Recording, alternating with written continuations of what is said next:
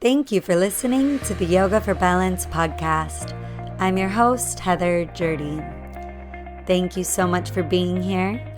I'd love to start another week with a big fresh breath. I think that's such a nice way to sink in, to relax, and to just get into an enjoying listening mode.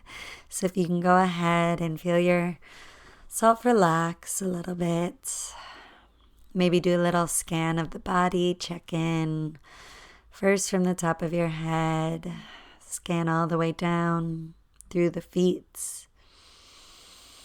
Feel everything get a little heavier, a little more relaxed. And now go ahead and deepen your breath. Fill your belly all the way and your chest. Open mouth, sigh, and let it out. Take 2 more grounding breaths like this. Fill the lungs to capacity. Sigh and release. 1 more breath.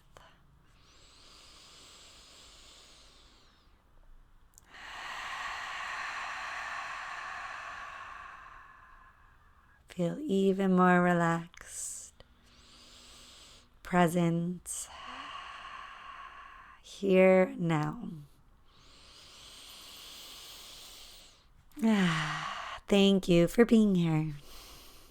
In this week's episode, I'm going to touch on some various styles of yoga. I thought as we're setting the foundation for some of these conversations to come over the next few weeks and months, I'd give you a nice little overview of the different styles of yoga that I'm familiar with and that I find a lot of people that I come across in the yoga studios as students in my travels have been introduced to or maybe have back home at their yoga studio or in their communities. So I wanted to cover those just to give you a kind of blanket idea of these are some different styles of yoga you might come across.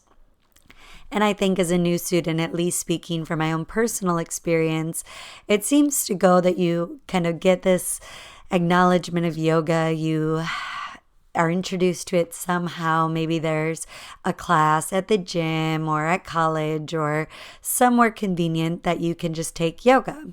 And you're not sure what style it is. I often, when I'm meeting someone who's done yoga a few times, they're like, oh, I did yoga. I'm not sure. It was at my gym. And I think that's just being introduced to the practice. Everything is so new. So maybe even there was a style under the description given. But if you're not really familiar, it's yoga to you. It's all new. So it can feel like a lot. It's like a big blanket term. And so my goal is just to break it down a little bit for you. And then I will be talking with individuals, hopefully getting to most of these styles and people within the community that embrace this style. They teach it at their studio or in whatever setting that they're teaching it. And that's one thing I want to talk about. So these different settings, you may find, let's say it is just a yoga class at your gym or your work offers a yoga class. Oftentimes in that case, the teacher may have a specific style or they're specifically putting in something general there so it could be customized to maybe who shows up that day. For instance, I teach at a resort and spa and I could have a guest come that's a regular daily or weekly Vinyasa Yoga student or a student come that's never practiced yoga before or that maybe has an injury they're working around or a health condition. So in that case, because I have a variety of background, I am studied in Vinyasa Yoga. I can teach Tantra Yoga, guided meditation, a more restorative flow.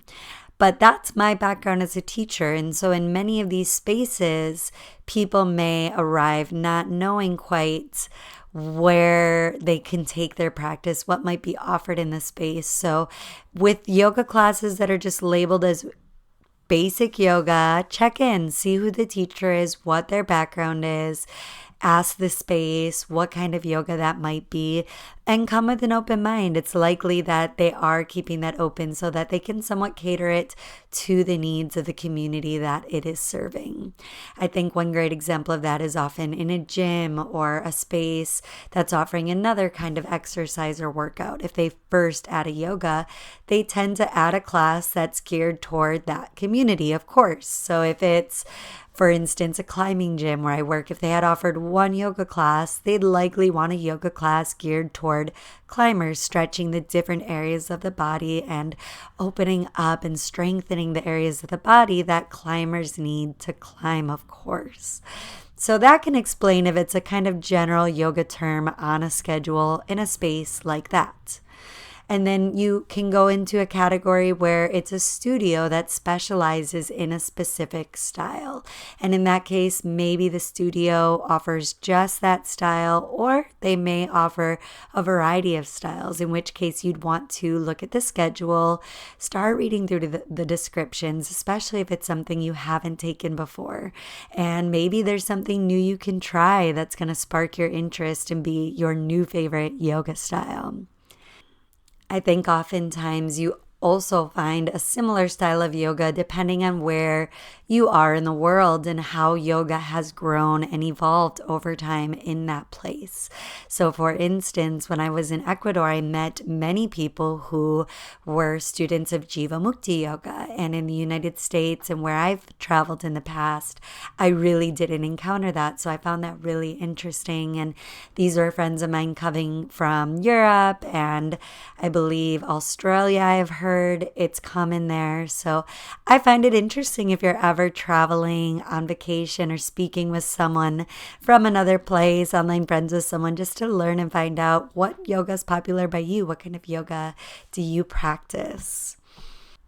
I think my biggest piece of advice, if this is new to you and you are exploring different styles of yoga or wanting to understand the practices that you're doing in these different spaces and with different teachers in your town or in workshops that you do or experiences you encounter.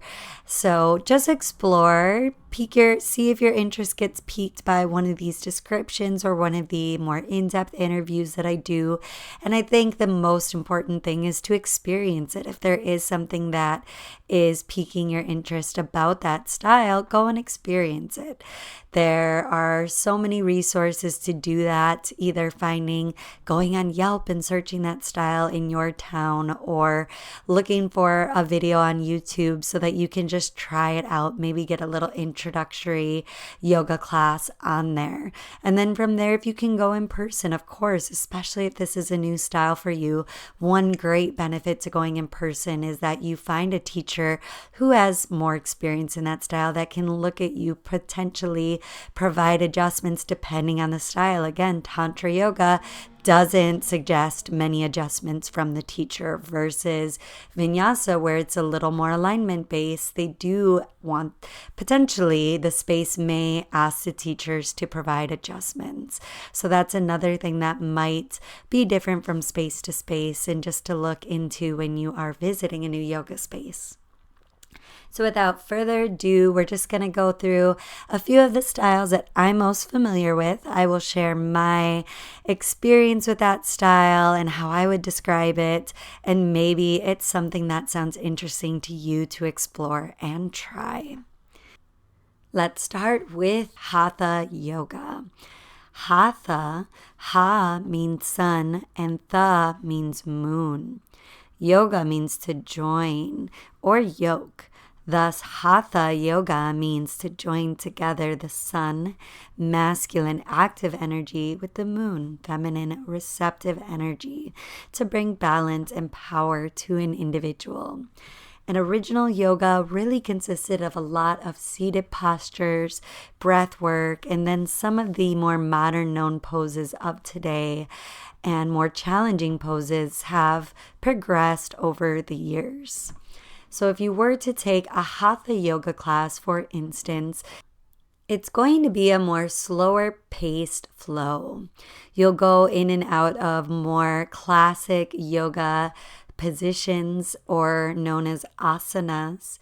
asana means to take one seat.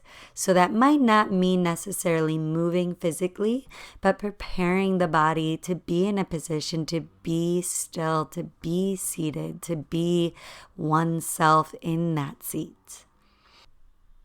And something interesting I learned is that Hatha Yoga actually arose from the formative influence of Tantra, which if you have been listening for a while, you may have heard Iris on the podcast talking about Tantra Yoga in detail.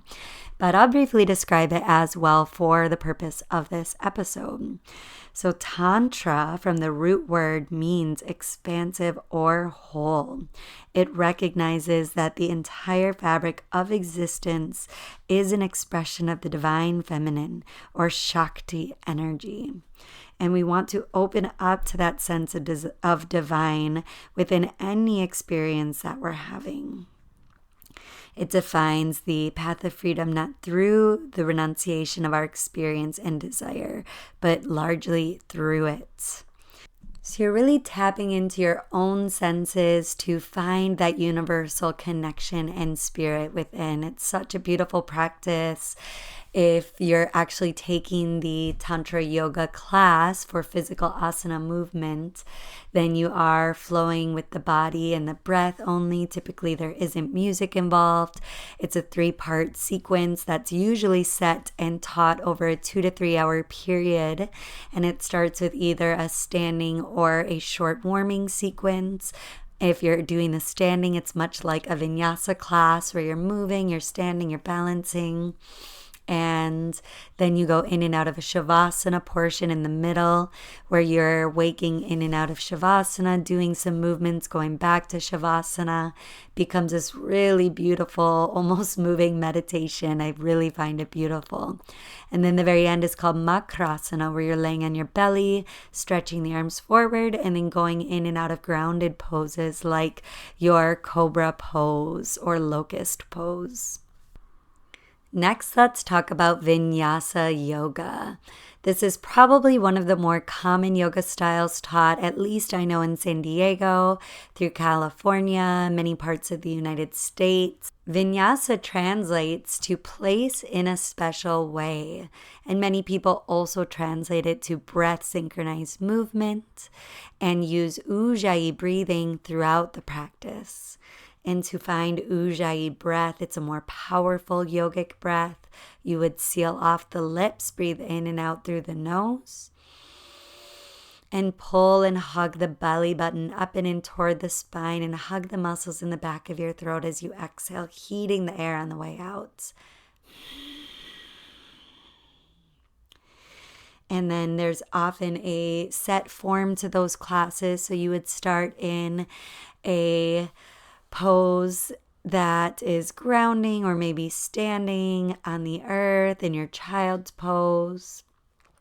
Find your breath, so come into that Ujjayi breathing, and then you would be guided through an integration of the practice, starting to move and wake up the body. You would then move through some sun salutations where you would warm up the body through a series of rising to the sky, moving through chaturangas. And depending on how powerful that class is, if you're taking a power yoga class, you'll be moving pretty quickly through things, oftentimes moving breath to movement. Or if you're in more of a mellow vinyasa or hatha vinyasa, you may be holding poses for a little bit longer.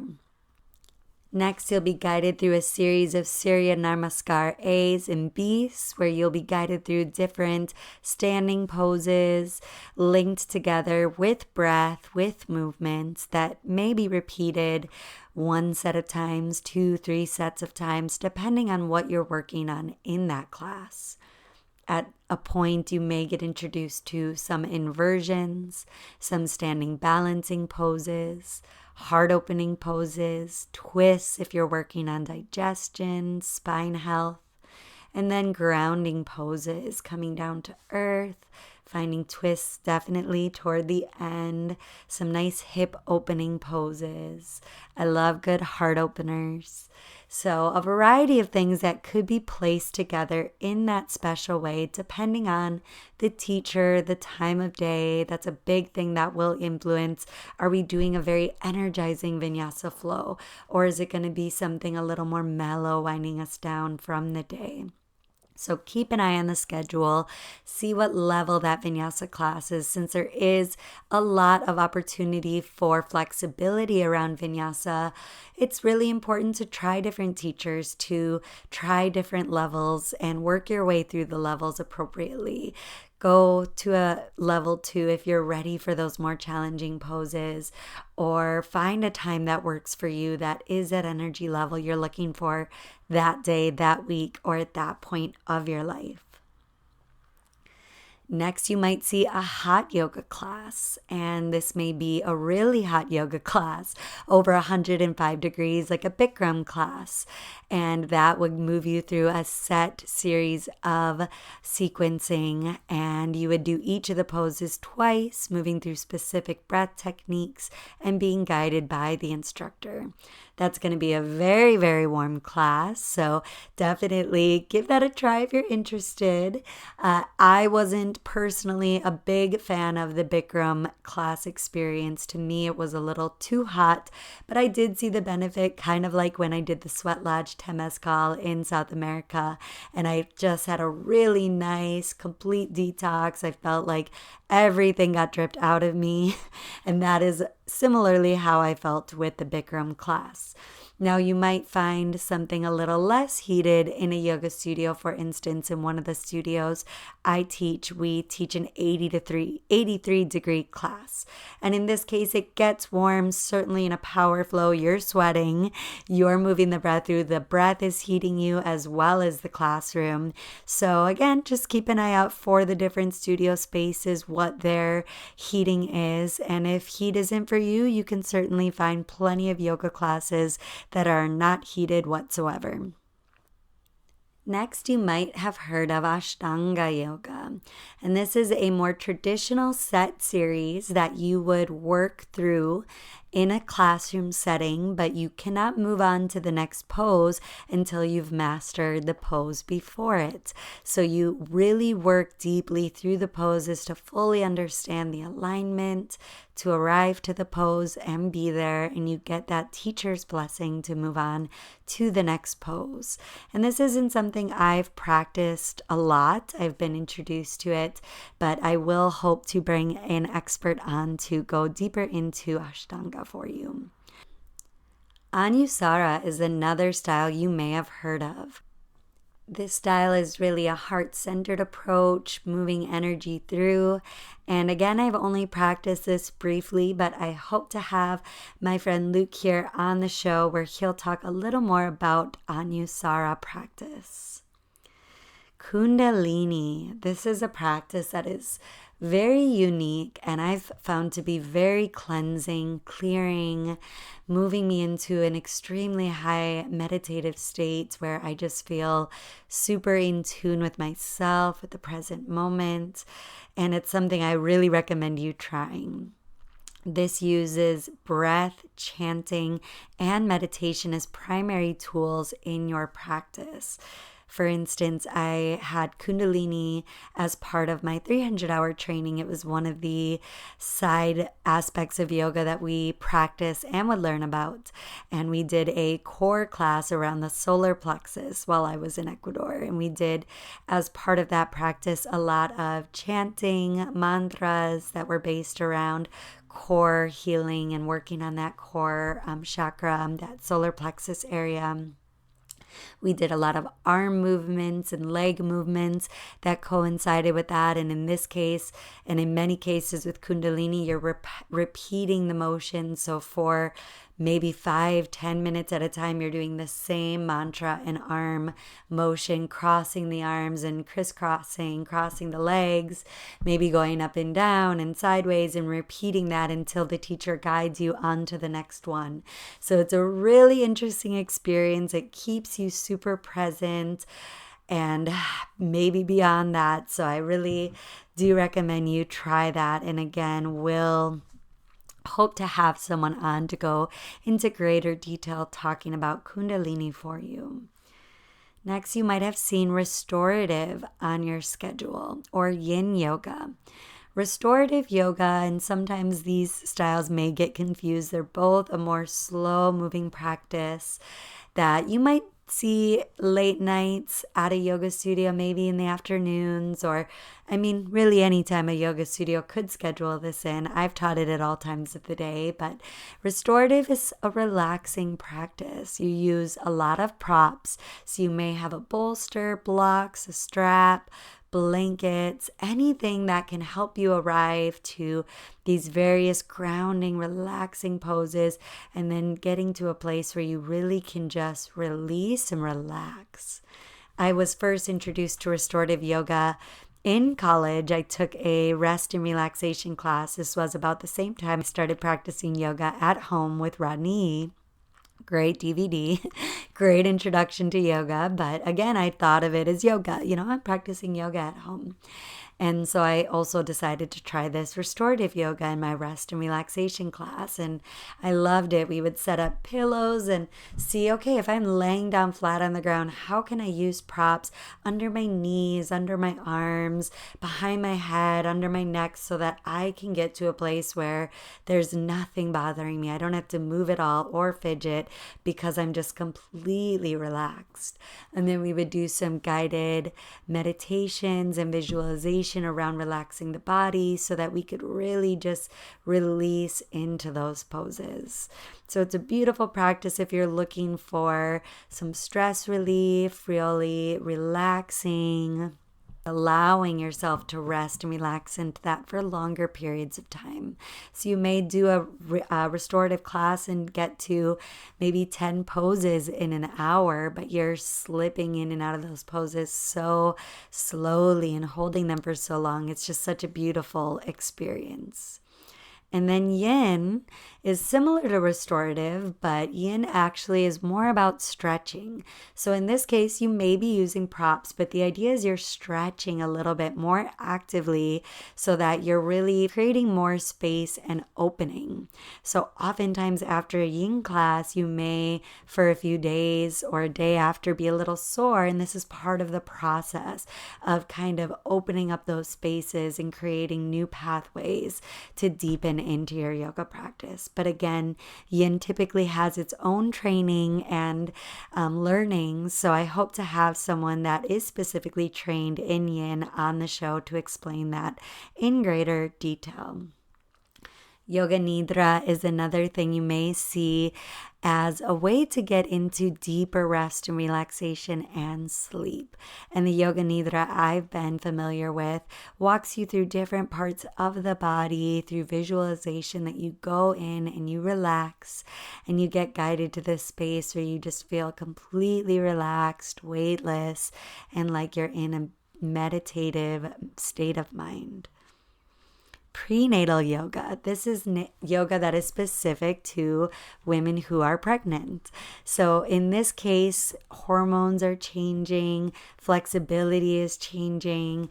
Women are becoming more flexible and open in different areas and have to be sensitive about, of course, that growing baby inside of them. So there's not as much twisting in these classes. You might be doing some open twisting in the opposite direction. It's similar things that your doctor is going to be telling you. That's all going to be incorporated into the yoga practice so that you can practice and enjoy the benefits of yoga safely while you're pregnant. One other style I'd like to just briefly touch on is Iyengar Yoga. This is, again, a more alignment-based approach, but also using the use of props. And it's interesting, I read a little more about this. Light on Yoga is a beautiful book if you have a chance to read it. It was one of the first yoga books that I read. A lot about just being a yoga student, being a yoga teacher, more about this foundational style. And I learned he had some really bad injuries, and because of this and sicknesses and illnesses that he dealt with in life, and because of this, used props to get more comfortably into some of those foundational yoga poses. So today's yoga, much of it using the props, may have been influenced by that, by this really basic practice that helps students get into the poses more comfortably with the help of props. And in some cases may allow intermediate to advanced students to get deeper into poses or to find more growth or to get to that next level of a pose through the help of props. Other yoga styles, of course, are popping up all of the time, so do your research. They progress over time through different lineages, through different regions, through different trends. For instance, goat yoga. If you follow Yoga Girl Rachel Brathen on Instagram, she had gotten a goat when the goat was a baby, did yoga with it. It went viral on Instagram, and now there's goat yoga around the United States where you could practice yoga with baby goats. I'm definitely a proponent of service animals, so if practicing yoga with animals makes you happy, you can find yoga most likely with that animal. Or why not do yoga at home with your own animal? Izzy, my puppy, you'll often see her, and I can't call her a puppy anymore. She actually turns 10 on Sunday. Happy birthday, Izzy. She's here next to me right now as I record this podcast. She's always near me when I'm meditating or doing yoga, often trying to sit right on my meditation cards or on my yoga mat. I do feel animals are drawn to the peaceful practice of yoga as well. That is just a brief overview of many styles of yoga. Again, not all of which I am personally practiced in or deeply immersed in as a teacher. I have studied more immensely through Tantra Yoga in my 300-hour training and Vinyasa Yoga in my 200-hour training. But some of these styles I've been introduced to in one experience, in a workshop, in a classroom, at a special event. So there's so many different ways that you can go about getting introduced to these different styles. I'd love to hear from you if there's any that I'd missed that you'd like covered on the show that you think other people should learn about. Otherwise, I look forward to learning more and getting deeper, more deeply steeped into the styles through talking to teachers of those lineages. Thank you again for listening to another episode of the Yoga for Balance podcast. I'm your host, Heather Jurdy, and I'll look forward to speaking with you next week. Namaste.